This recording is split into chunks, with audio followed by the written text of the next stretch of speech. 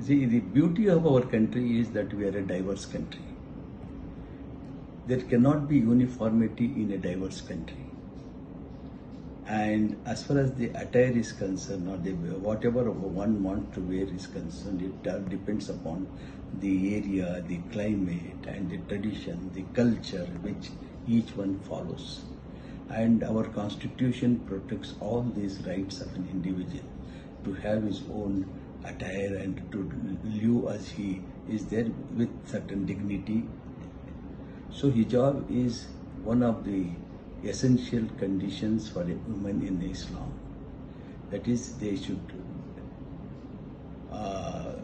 appear dignified, and then to cover certain things has been directed in their religious books, and to follow that is a fundamental right.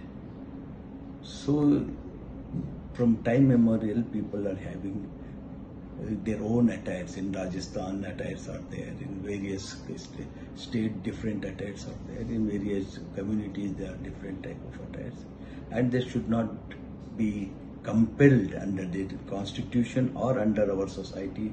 We cannot compel them to wear a particular thing.